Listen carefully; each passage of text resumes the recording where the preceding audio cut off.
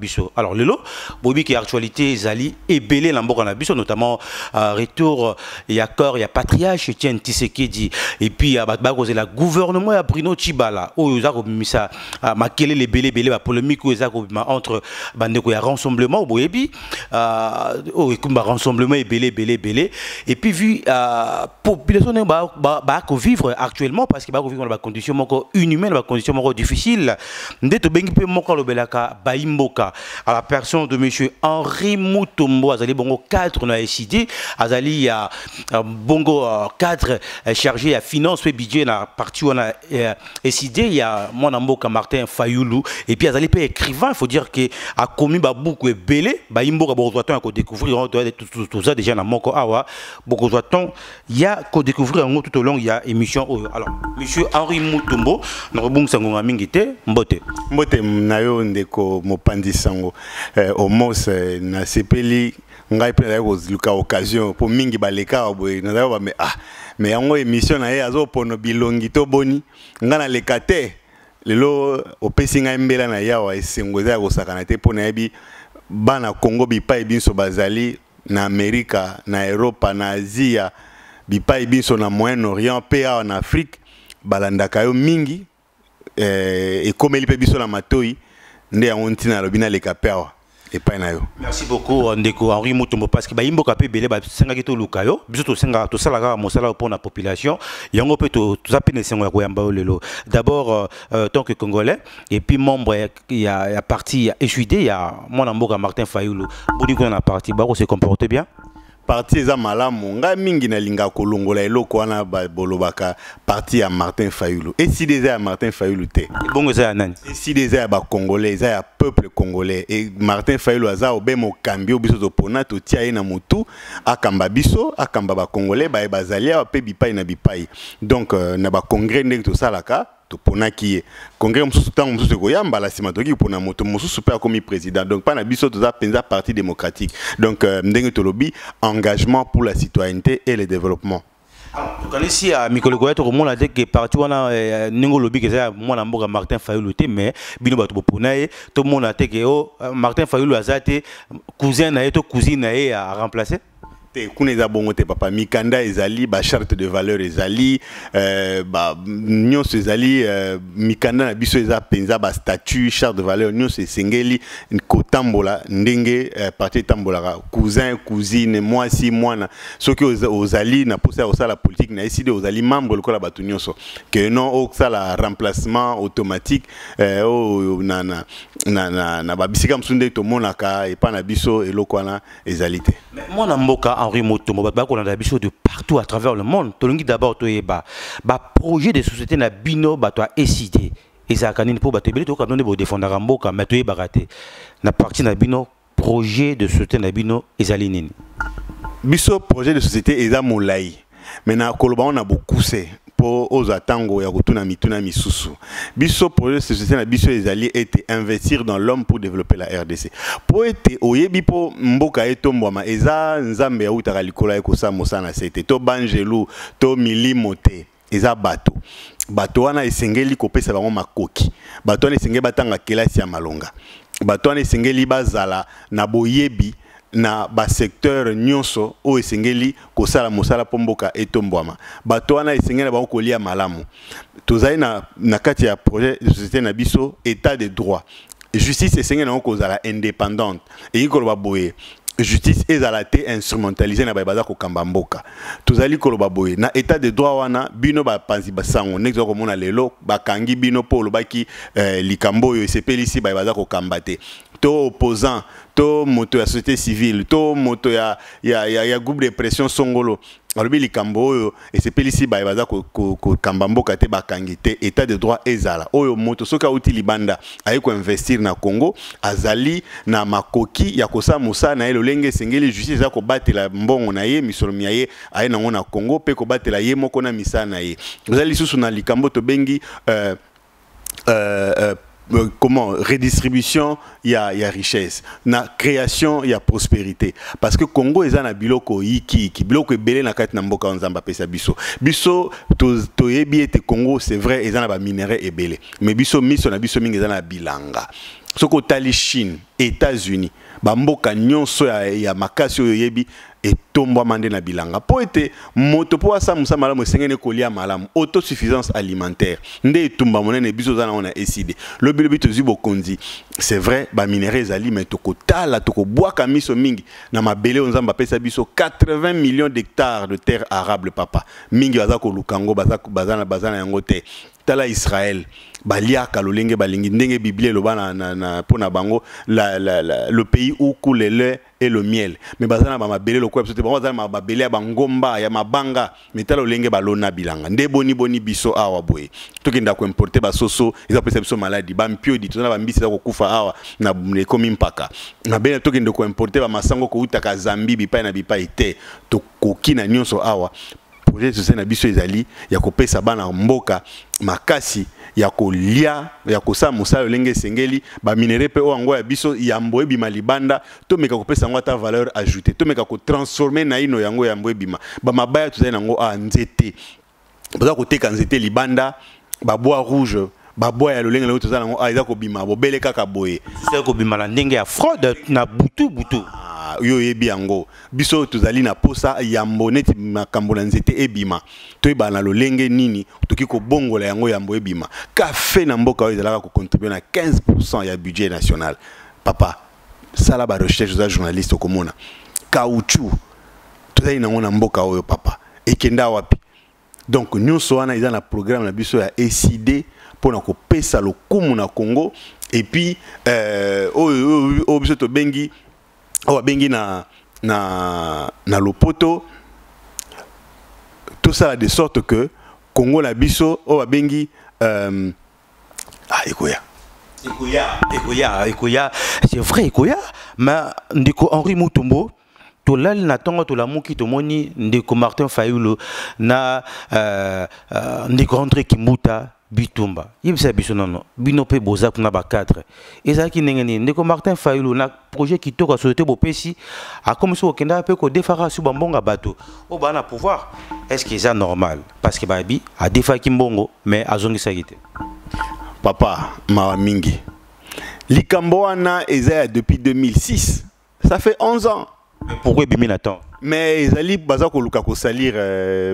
ndeko na biso ndeko na yo Martin Fayulu a defaka mbongo et pas ya babala ye au fait azali ko alingaki azwa mbongo na banque pona misala azalaki nango abeti lisolo babala bite mais yo ke ndeko defa na banque pona nini ngai moninga na yo ndeko no na zali awa boye esengeli na yo kozwa pa na ngai ozongisela nga mbongo wana na intérêt del babala waza na MLC muninga na ye bazali koyoka na makasi bazaki na assemblée provinciale nde azwi mbongo wana apesi ye mbongo azali kozongisa yango avec intérêt abili olie okende opesa na banque ngai napesa yo mbongo ozongisa yango avec intérêt toyokani allez nsima na kozwa mbongo wana azwaki liboso 100 000 ozolanda après aye susu kozwa 50 000 et c'est le coup là 150 bon tant mbongo chez abandi ko kozongisa mbongo wana etikalaki 40 000 et ko salama que ba élection et salami bango ba kanisa que adabo mbole na ko epani no ba détail belebele adabo mbole akoleka mais le coup là adabo mbole aleka kité boki na ba soupçon onus baloba ono ya vota ki mbuta alors que c'est pas la réalité nde kanda wana Fidèle babala komi ko tchai molunge azongisa mbongo zongisela ngai mbongo na ngai zongisela mbongo na ngai yepe na tango wana azana mbongo te André Kimbuta aza muninga na ye ndeko na ye to meka kokota mwa muke na kote wana ndeko na ya bandundu azui 40 000 asengi mbongo abitenga wala makambo opposition to majorité ezalaki te mais papa ata opposition ngai naza na opposition babite ke naza na bato na yeba na bato te na pouvoir bato ba na yeba na pouvoir bazali to solaka opposition majorité eza sur le plan idéologique eza te sur le plan personnel ou ya ba affinité vous comprendre azui asengi mbongo 40 000 azui les pas semble-t-il et pas ya mwasi na ye mwasi ya Kimbuta apesi mbongo wana mbongo pe makambo mbongo pesa makambo pesa nini esili devant témoin ba signé kutu mikanda ba décharge non bon pesa mi makambo esili kaka lobi awa ndeko olenganko ya katisi ebale akei kuna na basombie na bato majorité na 5 ba mikolo ya suka avant basango ba lobake non batiki nini ba négociation à 5 yemba moko olenganko Kimbuta doit parler André il faut loba ezaki Kimbuta loba te mais olenganko muta poussa ki aloba André esengela yo koloba yabi naloba likamuni mbala moko Martin à comprendre. Abia bateau abeti ndembo esika moko. Voilà Martin zaki pe sur place. Sur place na 5 ans vous imaginez. Pour nous un niveau ya bassesse bato bazana ngo boke ko beta masole ya mboka bato ko bimisa makambo ya buya o ezangiti na ezana nzela ya ko bongisa mboka te. André sengena okoloba. Mbamo Martin à comprendre. Abia bato abeti ndembo esika moko. Allo babi OK André loba. Non ngai wana Kimbuta mtazoloba non ngai ndezali awa nga na pesa ka mbongo na kabaka na mbongo parce que naza social Martin nga pe na pesa yo mbongo habite Martin a ebisi André Kimbuta Martin Fayulu a ebisi André Kimbuta otikala ko pesa nga mbongo te souviens-toi d'ailleurs tant ozaki na galère avant comme président avant comme gouverneur ya ville à Kinshasa nga na ko dépanner yo donc yo tikala ko pesa nga mbongo te mbongo nga na yebi eza nyongo nga na defaka pa na yo et puis na si na zongisa yango boete na miso ya basango teza nengwana ainsi de suite ndo moni scandale wana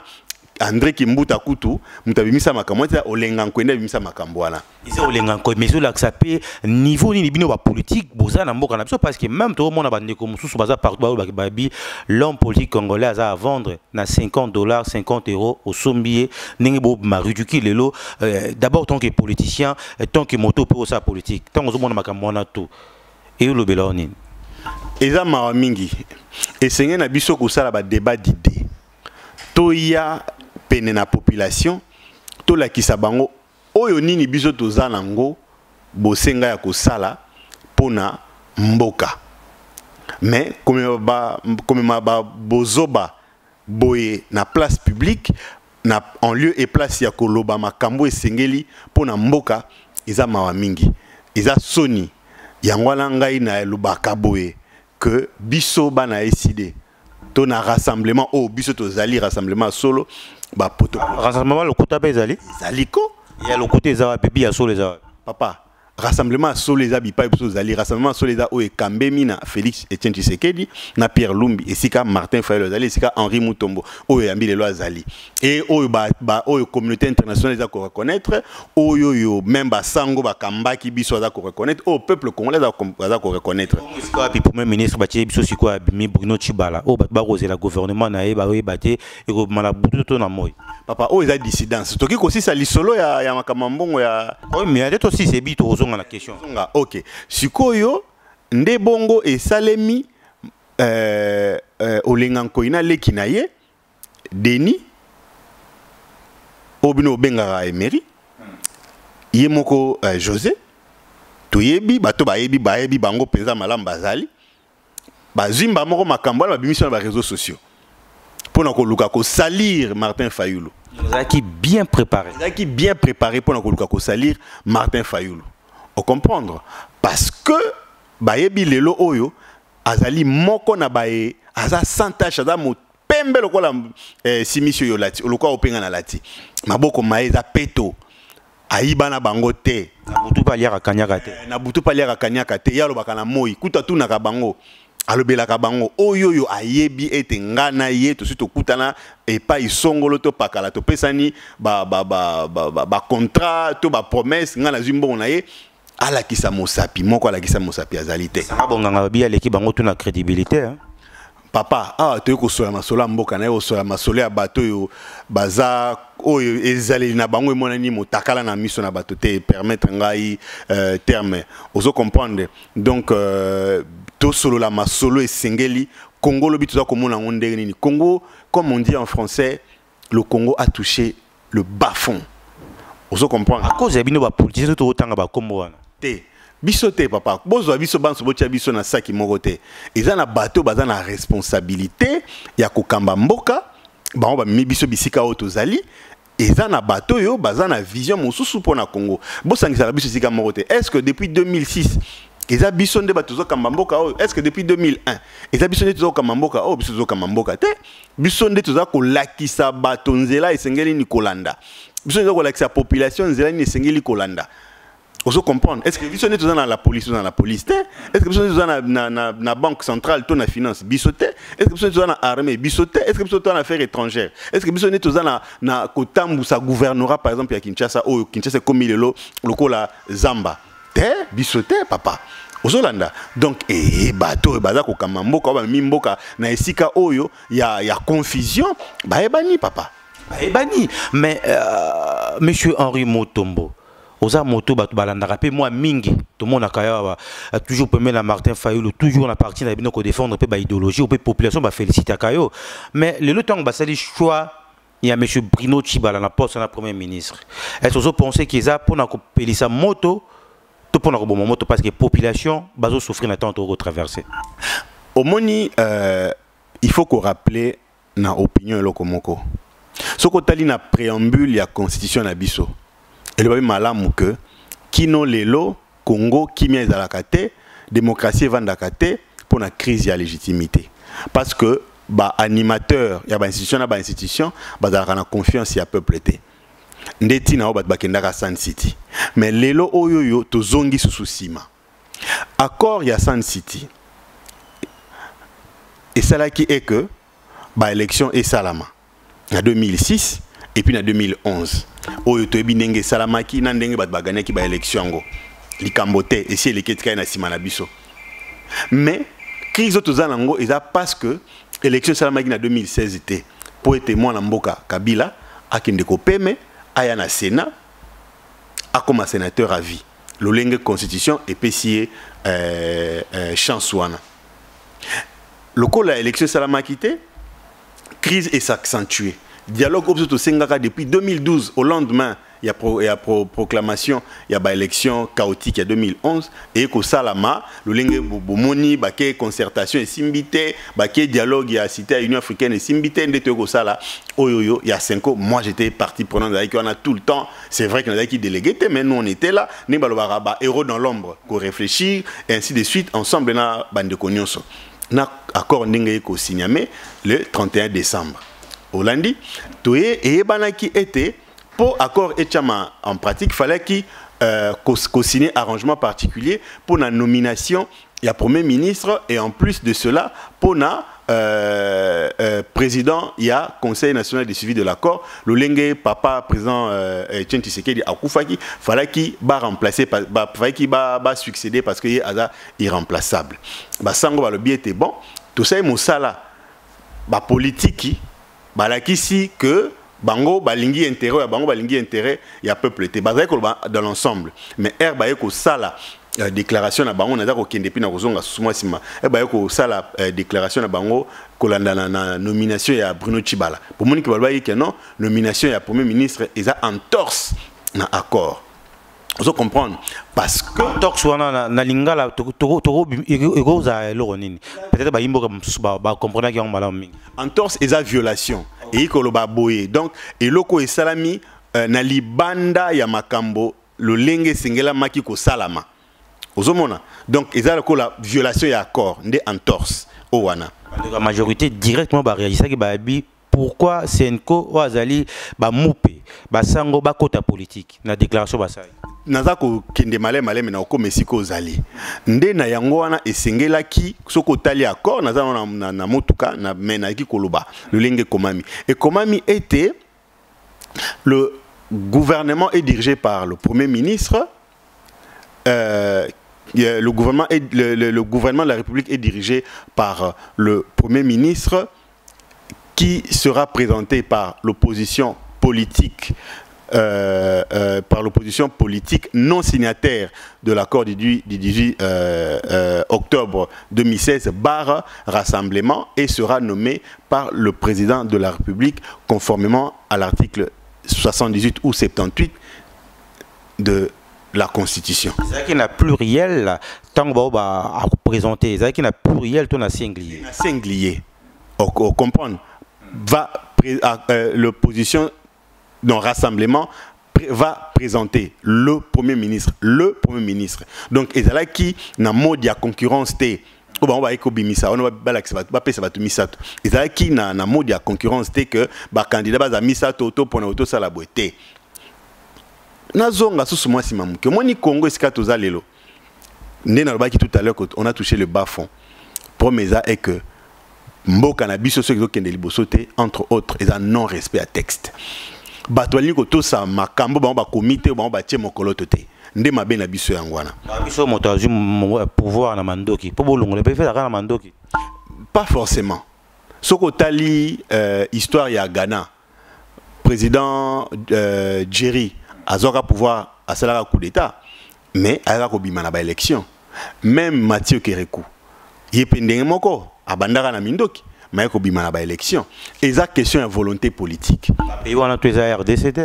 Mais yangote et sengeli ko landa pe exemple malamu. Ceux qui na moni kuna yo au tritaka bana na o malamu. Na mwasi na yo na libota na mobimba ozwaka bango malamu pesa bango valeur baliaka bien bazaka malamu. Ngai ceux qui na za bizali mabe sengeli ko copier oyo sa malamu to yo copier ya ngai mabe. Sengeli na ngai ko copier ya malamu. Donc pour la kozonga sima na ndenge to ko sola tout à l'heure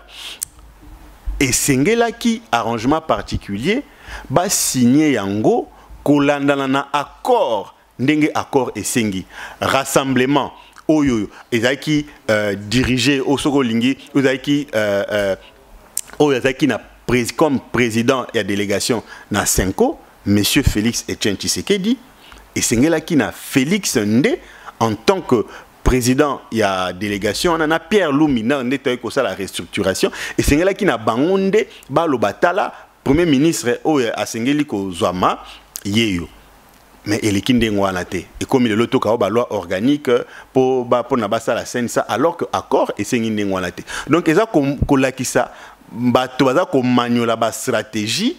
pour na ko gagner temps parce que tu dis politique il y a régime actuel les politique il y a pourrissement na ko gagner tango mikolo mileka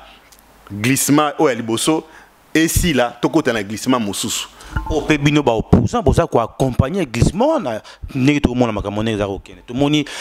bande ko belé autant ba komba wate mais tout le monde ndenge ba changer kasaka na minute liko ambon papa oyebi esengeli to sala na ka confiance soki to komaki na point wana ya kondima que le 19 décembre et les katokende dialogue président Etienne Tshisekedi paix à son âme andimaki que tokende dialogue c'est parce que il avait confiance. Parce que c'est tout ça n'a qu'à confiance pour évoluer. Ndengo benginga ina une émission na pour salinga confiance. Ngapelo lenge na ye une émission na pour na salir confiance. On comprend. Alors, on avait confiance na bande konabiso, il y a mouvance kabiliste que le lenge tout ça ko kende na masolo bakoto sa tokoyokana po ete mboke kenda liboso. Tokanisa ke bakotia intérêt à Congo liboso. Tokanisa ke bako sala introspection comment on a été ceux qui te commis la crise, te commis la bisika, te commis les abus de sport, te ça qui m'a bé, te ça élection, te même mboka na kao. To kanisa ki ndengwana. Mais alors que te bosanaki que bango bazana logique ya bango. Donc ndeto yako kene na 5 ans pendant 3 mois wana, ba yeba ki makomba ko sala. Ba repectango mususu ko seka biso. Donc on isa ko sama lelo za ko mona keza penza nko. Mais mbongo ya mboka eza ko beba na ba réunion na mbongo bimaka l'état ozoma dire que quelque part bozo punir population tant makamana to za ko sala il faut que le baza ko punir population bisoté papa majorité mouvance kabiliste ngalinga ko benga majorité pour majorité za iskani manda Cécile ozolanda donc ezande mouvance kabis ba onde baza ko sala et que mboka etelema isika etelemi auto ko tourner esika moko oza ko landa papa biso tanto kendaki senko mbongo bimaki tembo mbaki na ba cité ya Union africaine kuna to sengaki ata perdu mon côté vous comprenez na senko ezaki bato ba kendaki ba sans ba boya ke loko wana ozolanda donc c'est pour dire que o et salami eza en violation il y a accord il y a 31 décembre o eza ko pesa dans un premier temps légitimité na ba institution na ba animateur qui no to koma na maponomi na suka ya mbula o lenge to yokani. Comment ma premier temps papa accord et le biete élection esengeli ko salema le na suka ya mobu o to ali nango na temps to ko traverser na bisika mosusu ko enrôlement salamité to mona na Kasai balobi juste une partie et puis yo ko penser que na 2017 élection ko zala na gouvernement nini obino boy bono tiba Papa, biso to boy Bruno Tshibala te. Bruno Tshibala accord ne boye. Biso te. Bon yo lingi kola sa biso eloko na biso te. Mais contre kuna pe ya batakabili c'est ngo ute koloba ba boy pe Félix Tshisekedi na bandeko Pierre Numbi. Omoni na vie. Esengeli koyeba que tant ozo kamba mboka. O kamba mboka na ba humeur na yo te. Ni ba défi. O kamba mboka na lolenge o mikanda esengeli na lolenge o mikanda ekomami. Ozo comprendre. Ezaka ka poete soni na congolais ezate. Soki bazaki bato bayiki na soni ndembele makambo to mona Congo esala makate. Bato baza na soni te, bato bazangi valeur. Bato bakanisi ete o ebimi na mutu na ye o aya kanisi nde yango esengeli ko salama. O ebina lobele loko moko Congo ekoti na 3e millénaire te. Ya solo wana. Congo ekoti na ino na 3e millénaire te papa. Ba élément ni autre que notre côté te. Tobengami République démocratique du Congo, n'est-ce pas? Mboka o ezako kambama na démocratie te. Tobengami pays démocratique sans ba démocrate. Oso comprendre. Mboka ekoti na 3e millénaire te. Obi ke kino lelo kaka awa na Kinshasa. Eza na bateau. Baza na télévision te apamba oyo TV ba nango te. To baza na TV me bayibi kotala ngote po ani lotili kezate. Mai tous en indépendance depuis 1960, 57 ans après. Na katika ya capitale mai za la katena bisika mususu. Oso comprendre. Kino lelo oyoyo moto na Kinshasa na Congo po ali mbisi. Thomson ya pamba oyo, Shensha okutu bisika batu musu balia kate, eza luxe. Soko ye ipa na nga okuti soso, omona nga yo nde na za ministre, on na soki logo nini. Te papa, c'est pour ça. Boye ba rappel ngo hein. Yango na ebisi au Congo, na ile to koti na 3e millénaire te. Oso comprendre. Ba biloko ya mike o ba bengi na français élémentaire. Ba besoins sociaux de base congolais a accéder na ona noté. Donc yango na ebisio tango bina pesa ba élément na peso yango na kelasi ya malonga na Congo ezali na noté. Papa, système éducation na biso uto ba colonisateur kino lelo échanger te. Tala ba salaire papa na biso. Bazo ko futa bato ba 80 000 francs congolais. Bazo futa ba 100 000 francs congolais. Mbongo za ko somba paire ya chaussette. Kenda na magasin na villa na ba grand hôtel. Tuna motango ba chaussette mususu ezali za ko coûter 100 000 francs. Ko ba bengaka ba coton fine. Et motango wana ezali bazo ko futa bato mbongo ya cravate. Bazo ko futa bato mbongo ya salon de coiffure. Pourtant ba salon mususu basi ba kotaka ba futaka ba $200.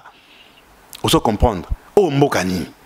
bongo bolo ba o tozaba kambi bozo kamba nini bozo kamba ndenge nini mais siko na ndenge crise yango ezali pona ko longola pe bato yango bino bolobi parce que mandé sili stratégie ne sengi bino ba opposant bo sala pour que tout le monde a lobby to comme na élection et qui va voter soit premier ministre ndenge à accord ou le 31 décembre za ko senga biso eza pe respecter papa mboka ekendaka liboso tango bato bazana motema malamu eloko mususu te esengeli na biso te ko balobi te ifong esengeli ka po afdel yaki na minduki parce que tolo bango régime oyo eza afdel te babite po bango bayaki na minduki biso pe tozo minduki biso tozaba na Etienne Tshisekedi lutte na biso eza non violente ozo comprendre esengeli bato bazo kaka motema malamu soki motema malamu ezali te crise eza ko continuer boye population congolaise a ko se décider pour oyebi bato baza ko kanisa ke congolais aza zoba congolais aza zoba te même ba africain musuba mona ngo ba lo bango belé bazo kanisa congolais aza zoba mais congolais nda bengana ka belge na 60 ozo comprendre congolais nda bengana ki Mobutu na 1997 ozo comprendre donc c'est pour dire que le même Congolais au Bengana qui n'a 60. Le même Congolais au Bengana qui n'a 97 ou 97. C'est le même Congolais qui peut chasser aujourd'hui. Parce que pas si il est qui tellement motakolaka bon na kufakaka. Et ça malamuté. Et ça malamuté ma toyoki corps patriarche Etienne Tshisekedi Goya. Bande ko de pes balobi faut ba kunanga na siège na bango. Mais tout le monde gouvernement la personne a pesina no ndingisate. Est-ce que zo mona qui est encore wana ko ya e ko le gouvernement na kimia to danger mo côté miliboso. Na lobi Tango président Laurent Désiré Kabila Kondo Laurent Désiré Kabila kimia na molimo na ye awaki bakundaki libanda to bakundaki na awa bakundaki awa pas kufaki sur place formation pesa biso kufaka libanda na je crois na Zimbabwe mais ebembele utaki Zimbabwe yaki awa utaki pe libanda te mobule sa maki Tshisekedi akesena Laurent Tshisekedi za congolais te nani kuta permetaki Laurent Désiré aya awa na kimia nyonso asala ba marche na ya santé balade ya santé ko uta est kino ouest akwa kota Tshisekedi te Tshisekedi muta permetaki aya facilement. Je m'explique parce que Tshisekedi a lembisa ki Kabila pardon Mobutu vous comprenez parce que Tshisekedi assis à la Moussa qui congolais Zaïro à l'époque Tshisekedi assis à sala qui était bato ba ina Mobutu ba boaka ye ne partout tangu ya zakuya bato betele maboko Tshisekedi ça sala ki mosala faut pas la reconnaissant papa il sengela moko za la reconnaissant Tshisekedi aza congolais nzoto waye et sengeli te etelenga na libanda ya Congo lokola ndeke azangi esika ya kolala ozolanda e bembe ya Kondo président Etienne Tshisekedi et quoi le 12 et sengeli na la police pour yaza moto ya bato belé oyebi e bembe benga bato koleka moto na bomoi okoza oyeba na bato mingi te to solo na bato mingi te me mokolo kokufa okoma lopango na yo etondi moi a memaka bato koleka moto na bomoi donc ceux qui de son vivant azaki capable tout monaki na juillet le 27 l'année passée tant via zongaki toaki plus de 2 millions na balabala donc ça veut dire mokolo bemba vieux koya tokoza la moitié à Kinshasa donc 6 millions et c'est na la police bazala basala mosala na bango professionnellement pour encadrer corps ya vieux kino morgue et puis kino mokolo bako kundaye pour la ni ba kundaye na permanence te tu sais que les moto pamba te papa to mona ki awa boye moto po ayemba banzembo abebisa jeunesse to mona awa boye moto asala boye amema eloko malonga te na mboka. C'est vrai, azaki ta mususu ambassadeur ya mboka libanda asali ke Congo yeba na libanda mais ape na nzela ka ya batonde Congo yeba na te Congo yeba na nango depuis kala pona bozui nango to ignorer misala ya bato wana te baya basali ba matanga ya monene ya mutuya nde boni Tshisekedi oyo aza papa tata ya démocratie ce qui Mobutu asala ki déclaration na le 24 avril 1990 pona ko boya parti unique parti état et ça pour Tshisekedi a tchaké panzi likolo ozolanda moto ya boye ope a salibino boya ki na bino facile beaucoup de résistance à malonga te ya armée na nzela bolela na bolela été mais on dit quoi Henri Mutombo est-ce que ba politicien congolais ba ko tirer ba leçon ya makambo le karakala papa nga naza ko beta lisolo naza ko lobati nga na yebi oyebi papa po otonga avenir et sengeli na yo koyeba passé parce que nzela oyo leka kitango yo koyaki nga tango na koya na kokeba na nzela wana lokola sofele tango za kotambola nzela eza na mabulu a okimaka yango a libulu ezali akimi aluki esika eza malamu kote kuna libulu ezali akimi kote kuna nzete ezali akimi a otambola de sorte que mabulu wana ebebisa motuka na ete yo leka liboso au sala mabe ngana koya sima na kotala mabe nini yo sala ki na sala yango te pote oyo vivaki ekomela penga ite oyoki pote mabe pe oyo sala ki oyo nyokola ki bandeko ngai pe na sala yango te bandeko pe banyoko malisusu te parce que to sengeli na bomoi bolamu na sena moi na mboka na biso ya Congo donc pona kokundama ya Nkondo président Etienne Tshisekedi ba malula cardinal bakundama na ba église baoti tote koyoka susu ndeko Peter Kazadi alobi eza na nkumu moko bakunda na Petro Congo kuna na je crois Masina au Petro Congo bakunda na lopango na boni Tshisekedi bakokunda na permanence te même na Bondal juste na sima ACK bakunda Selembao oboka Selembao Kondo Selembao bakunda na lopango na juste na avenir ACK na papa omoni yo moko pesi ndakisa donc elingi koloba ete esengeli kaka kozala na motema malamu kokanisa pe ete ke kokanisa que ngai moto naza kokamba mboka lelo naza éternel te biso baso za baleki nzela papa oh tozosola toyebi te ntango mosusu nsima ya émission oyo moko na biso akokenda mais naza kosenga nzambe abatela biso nzambe abatela biso mpo na boya liwa donc nakufa sikoyo te nakufa sikoyo te parce que wana na misele ebele ya kosala mpo na mboka je pense que de même mpe mpo na monsieur Henri Mutombo eza kaka ndakisa. Alors tokota mpe nona mwa moke na buku na yo l'insurrection populaire de 2015 tozomona yo na koloba na yo oza plus mingi intéressé kaka na population. Pourquoi attachement? On est pour européens, les cas na étape moko difficile, tout deux fois nous on va dans la population comprendre misère et puis la réalité belé la population. On ngoro lobani na kacha buko. Papa, l'insurrection populaire de janvier 2015 en République démocratique du Congo naza ko loba makambole kaka na janvier. Moi ni mo boulot et salama kana Kinshasa le 19 janvier, période du 19 au 25 janvier. Ngamoko nazala kawana te préparer ki yango na opposition. Ngamona maki balabala ndenge na mona ki elekaki masasi ko betama bato ko koya ko kufa ngamoko pe na riska ki vi na ngai pour petit frère moko un compatriote congolais toi qui na côte à côte ba beta masasi à bout portant et pasola e lipeka et bimi kotoyo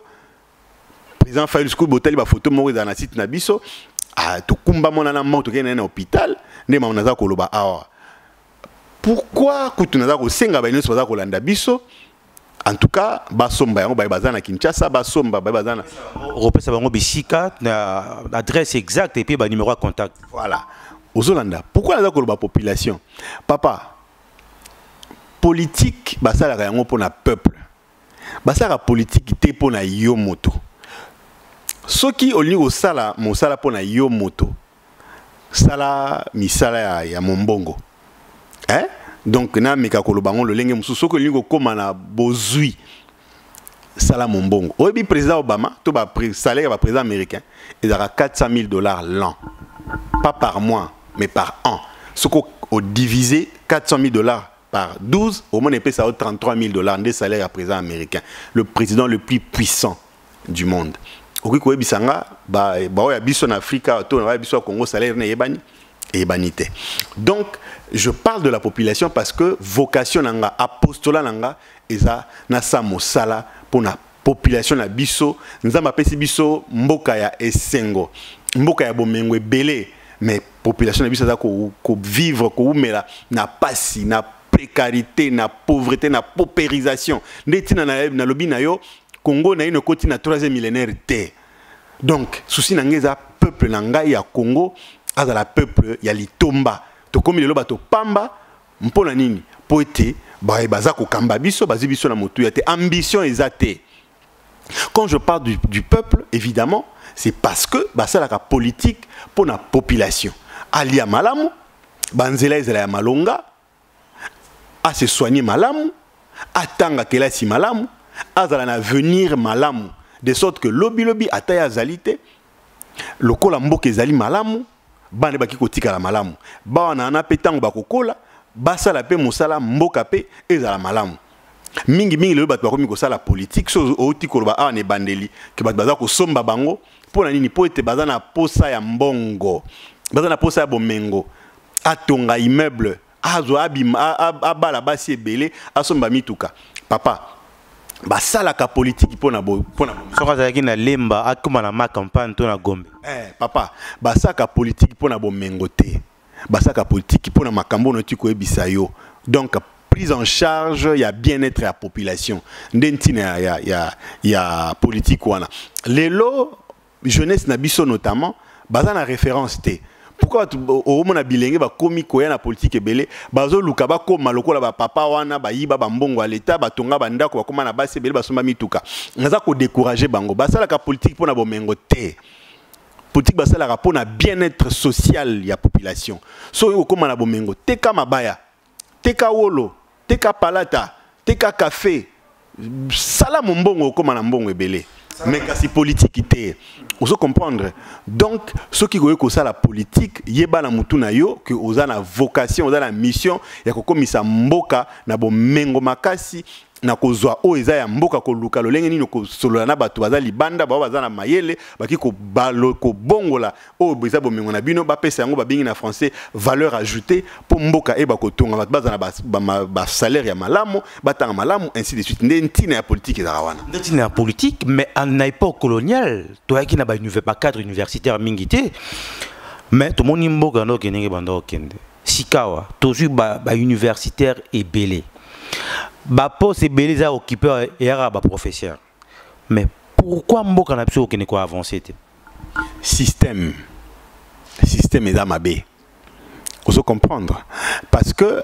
professeur tant yo yei okoza na makanisi malamu mais tant au koti na système oyo eza ma baie à moins que au démissionner au luka au bima au boya compromission là dans la politique au démissionner comprendre à moins que au boya compromission au bima na kati ya système au tika libanda ndetango mususu mais tango yo ko kota na kati ya système ondimi compromission ndo moni ko beba ya bato nyonso wana ozolanda lelo moralité est absente na politique na biso yo omona politique oyo tozala ngo démocratie eza eloko to importer libanda papa et pas ya mondele okiko zala te au deuxième bureau troisième bureau ngana yebi bato azobisa oh non j'étais azoba wana français j'étais chez ma deuxième femme j'étais chez ma troisième femme mais aza mokonzi azo occupé poste moko important na mboka e mambo asoni soupe ba rolandaka ba petit chéri ba fioti yo kana biso loko moko obi pourquoi sociologiquement et boyami été motata ko kamba mboka azala immoral pote ya koyiba mbongo ya mboka tika na personne ndakisa yo oza ministre bazo futa yo $6,000 to $8,000 oza na bana 5 to 6 mbongo wana ekokoka parce que l'état a eu en charge kolia na yo ndako tout ça mbongo wana ekoka mais tango komi na basi mine mitano motoba oboti na bango bana basi wana tango baza koya bayena bandeko na bango bayena baninga na bango bakobota pe bana na yo moko oyebani na bato mosusu omoni te mbongo wana ekoma muke mweko muke kotinda osa nini oyiba mbongo ya leta otonga bandako pona basi motoba osoma mituka bana bango bakobota bazala pe kokene bakelasi ya malonga baninga yoza na bango baninga ya basi wana mbongo oyoza nango oza koyiba pe e bakosepelisa bango ozomona ndenti na ono ozomona mboka na biso esengeli ba dirigeant bazala ba dirigeant o baza na moralité baza penza na probité morale ya likolo l'un des fléaux za ko boma mboka na biso eza absence ya moralité na gestion ya choses publiques mukolo bat bako kota na dimension wana ya moralité ya koyeba ko boya mabe koyeba ko boya koyiba mbongo ya mboka ndo komona mboka okende liboso tuzongi na ote koloba awa par rapport ya système omoni système soki eza mabe esengeli ko changer yango parce que okoki kondima te soki oza na bomoto système esepelisa yo moto moko mais et nuire masse ozolanda esengeli ko changer système pour système wana epesa avantage na mboka etelama bato bazala malamu na minute ndeko Henri Mutombo bato boye bate système ba ko changer ngo na nzela ba élection na nzela mandoki parce que lobby qui Etienne Tshisekedi héros national Alexis Bino qui il faut toujours kene na ma système à non violence ozo penser na ndenge makamba ko kene na non violence to kuma tina 2020 bon betara ba discours na mino bo beto papa nzambe nde kolo ya nyoso ba police be bo sambela ngana sambela makasi oyebi mon cher journaliste okiko beta tolote koyeba oyo koyela on a 17h atuzana soki 12h oyo sama na 17h to ebité biso toza ko sala pression non violente toza ko sala oyo sengeli ko sala na makasi ya biso mais likona nyonso na lobité que nzambe ko quitter ko sala na place na biso non il faut tolongo la utopie wana je n'ai pas dit ça bat sengeli o bazolanda biso ba comprendre lo Henri Mutombo bazoloba na lobité que nzambe ko quitter likola yo sala biso te et sengeli biso ko télémander to télémi boye toza ko loba za ko dénoncer mais nzambe pe mboka o eza na plan nango mon cher frère Congo oyo eza na plan nango bato babunda ko balkaniser Congo oyo bakoka te eksimba te pe ekotikala kosimba te oyo nyonso eza kosalama na bakananga na Kasai kuna na ba est ainsi de suite bazoluka kosala batransplantation kolongola peuple congolais baya ko remplacer na bato mosusu koboma yango occupation ozolanda donc na ebisio nyonso wana eza pamba Congo oyo kotikala un et indivisible Congo kotikala ko kabwana te Congo kotikala ko kabwana te alors oyo eza première partie ba yimboka na biso ya monde entier nandeko Henri Mutombo oyo aza na ba casquette belé azali écrivain azape cadre na décidé na kanisi boa koyoka vraiment na bokebi mais ndeko Henri Mutombo poto sukisa est-ce que ça va projet mosusu kokoma beaucoup mosusu na mikolo eza koya beaucoup eza ko bima ceux qui nzamba pesi biso makasi ya bakisi mayele et obima entre novembre et décembre dans le camp du peuple. Voilà titre nango. Titre nango ya wana dans le camp du peuple. Na kati moi moke orobani na kati. Na kati kuna na kolakisa bato lolenge nini soki olobi oza mosaleli ya peuple lolenge ne senge ko sala et puis na ko dénoncer ba prétenda ki kozala ba défenseur ya peuple alors que bazaki na ba défenseur ya peuple te na pe ba o mususu baza penza ba défenseur ya peuple no lolenge esengeli. Donc brièvement makamsuno tikoloba par exemple que basala la politique pour na ko s'enrichir te basala la politique pour na ko résoudre ba problème ya population donc ezana kati ya mokaza mokanda moko vous ala très riche alors naza ko lancer appel na baza ko landa yo ba olanda biso pour émission za ko landa makasi ba meka kokota mso en contact na yo to nanga na opesa numéro so opesi nga nzela opesa directement ikoza bien donc ba kiko benga na 00243 99 22 243 na bandeli 00243 99 22 243 to na 00243 99 88 96 182 00243 99 88 96 182 baki kozwanga po basunganga po livre oyo ti sikoyo na zui éditeur ya malonga te net na bapoto kuna po tekama mais déjà Amazon ceux qui mutakoti na Amazon insurrection populaire de janvier 2015 en République démocratique du Congo okuta livre yo basomba yango et vous la manière pour na bango na ko encourager nga mais par rapport à deuxième ouvrage ceux qui mutaye bien sous maison d'édition pour qui ko tianga en contact pour livre na ebima et ils a livre moko ils a très important ba secret belé na 5 ans marmolika na 5 ans o ba ebité ya kati ya kuzu nde bana kini ba ma ya kuzu ba langage mususu bimaki kuna o ba yebite e kozana kati mukanda wana donc ba lukangai ba edenga pour livre na emeka ko tekama alors na ebite soki to comme na suka surtout au mot de la fin déjà parce que to comme vraiment na suka ba sanga signe nangi na lo bakaka boye to linga Congo et puis to bondela pona mboka oyo tant to so bondela to lo belanzambe boye que to anéantir prière nyonso yo ba congolais basalaka en complicité na ba étranger pour na ko maintenir peuple congolais na obscurantisme ba prière wana ezala anéanti na kombo na Yesu et puis na lobi boye na kati bolingo Congo wana to yeba que na minute oyo Congo ezala ko kufa na lolenge o ezo kamwisa soki to télémité pour ete to sunga mboka oyo kende liboso génération future bana oyo abiso bakokuta mabele oyo eza envahi na ba population mususu parce que lelo oyo ezala na monde ba faire ezala ba domaine belé congolais aza susute et comme na maboko ya bapaya tout le monde ndenge baza ko nyoko la population na biso na bato baza ko sala misa na mboka oyo et senge na biso ko telema to zongisa lolendo ya Congo to zongisa lokumu ya Congo nde bongo baye bakoyaka sima bakokanisa bakopesa biso lokumu lenge topesaka lokumu epa ya Lumumba na mokolo malelo. Merci beaucoup Baimbo kanakanisi tokomi na suka ya émission na biso alelo tokanisi toyoki na bokibi parce que balobaka un peuple mûr doit d'abord compter sur sa propre force et puis sengeli boye ba qui remettre en demeure trouvera malheur en chemin. C'est le moment où rien. Donc ça ton sengeli ba congolais Baimbo ka ba telema na likambo etali social na bango etali ba réalité belé la société ndeko Henri Mutombo lobi. Moi je pense que même ba beaucoup oyo ba numéro apesi bo soutenir parce que ça ndeko ko réfléchir bo pesa confiance to 8 ans ko tanga ba beaucoup oyo to moni eza ni pour l'intérêt à gauche ou à droite, mais ça pour l'intérêt à Baïmoka, ou bah opportunité pour soutenir ndeko muto mekozela au moko ya bien. Un grand merci na bandeko bon biso de partout, merci na site na biso oyo, site oyo oyo vendisi ma solo. Merci na bandeko tout le monde entier, boza tellement ébélé à obtenir une régularité mon attend ba comme on a bien les merci pour la